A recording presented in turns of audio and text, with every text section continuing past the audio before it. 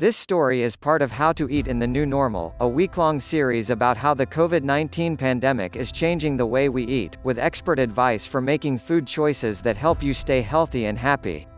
Fun fact: radish greens make great pesto. Toss them in the blender with some oil and garlic and whatever nuts and/or cheese you can scrounge up and you've got yourself a killer sauce.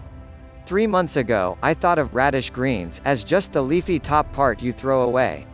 Actually, I didn't think about them at all. I barely thought about radishes, a garnish, at best, let alone their greens, and now I know a million ways to make them both delicious. Just as this pandemic has taught me the difference between sanitizing and disinfecting, and how to turn a tank top into a face mask, it has also taught me to appreciate radishes, and everything else in my fridge, like never before. There's no such thing as a garnish now, and nothing gets thrown away. I've been a mindful eater for a long time. But it wasn't until this pandemic that I learned just how deeply I could appreciate, and relish, what I had. I've always been a creative cook, and fairly conscientious about food waste. I've never experienced true food insecurity, but I know what it's like to obsess over food. I spent my 20s learning to turn $25 into a week of meals. I also spent my 20s, and my teens, and most of my childhood trying to lose weight by eating smaller meals, or no-carb meals, or meals with just 3 points because that's all I had left for the day. This would inevitably end in a frenzied binge, wherein I'd spend months eating all the things I wasn't allowed, not really enjoying it, but simply cramming it in before I came to my senses and started the next plan. It wasn't until I finally landed on the sofa of an anti-diet dietitian that I actually came to my senses and learned the difference between obsessing over food and being mindful of it.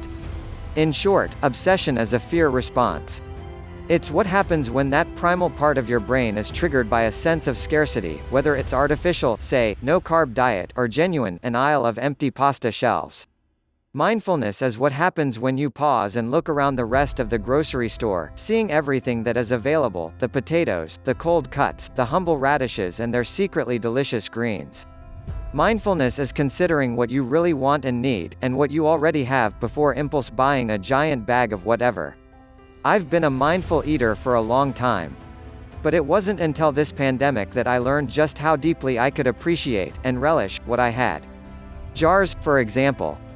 Like most millennial white ladies, I've gone through several whimsical glassware phases, lugging home clanky bags of Ball Mason jars, which I'd use for exactly one cocktail, then stick in a cabinet for 7 years. Last week, I was scraping the last inch of salsa onto a defrosted hunk of cod and half an onion, all of which had to be used immediately, before they went bad, when I noticed the raised letters on the glass jar in my hand, Mason. I thought of all the $6 Mason jars I'd schlepped home on the subway over the years. I thought of all the $4 jars of salsa I'd thrown away, often with a spoonful of salsa left in them.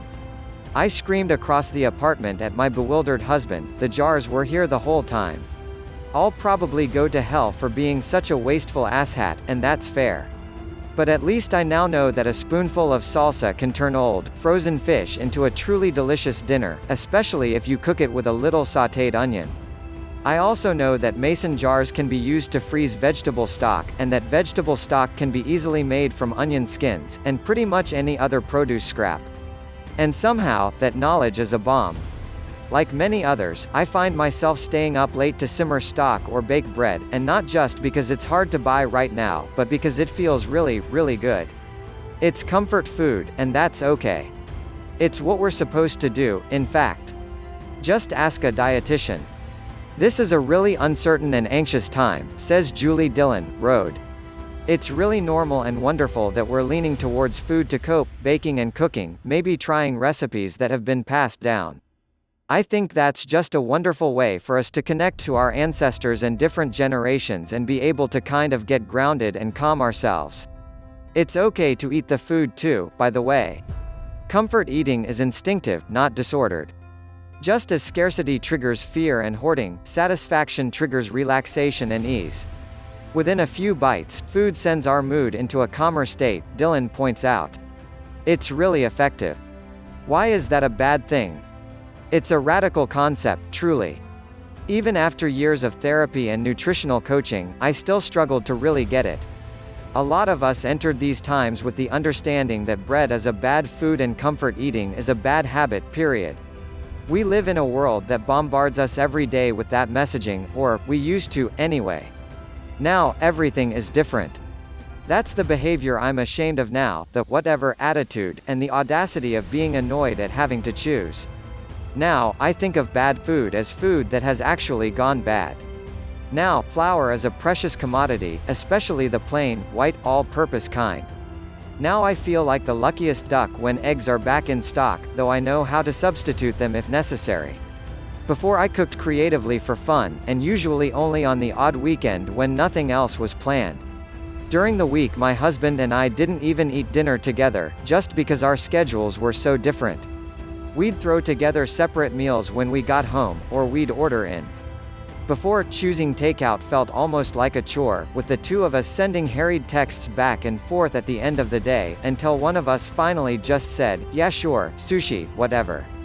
I'm in the middle of something." That's the behavior I'm ashamed of now, the whatever attitude, and the audacity of being annoyed at having to choose. That is the shittiest symptom of privilege. Finding pleasure and comfort in your food isn't bad. Failing to appreciate food and all the ways it nourishes us, that's the only bad eating habit in my book. Now, we get delivery once a week. We get excited discussing our options, like it's a special occasion, because it is. Pizza Fridays, we cheer, to no one but each other. We choose one of favorite local joints, hoping they're still open and still will be a few months from now. We leave a huge tip, which is the only appropriate amount to tip someone running through the epicenter of a pandemic to deliver you a pizza. We ask them to leave it on the stairs, say thank you a million times, and wait for them to leave before we dash down to grab it. Then we run back up, leave our shoes in the hall, and put the pizza box on the stove. Then we wash our hands like crazy, pour wine into actual wine glasses, and sit down at the actual table. We toast, and we dig in. Everything has changed, and most of it changed for the worse. But not this. We have fewer options in our lives now, and many more unknowns. But we always know exactly what we do have, and we treasure it. There are 6 eggs in the fridge, enough flour to make bread tonight, and tomorrow we'll have leftover radish greens pesto on toast. We have more than enough. If you can, consider making a donation to Feeding America to support those facing hunger, or to Frontline Foods to help local restaurants send meals to healthcare workers.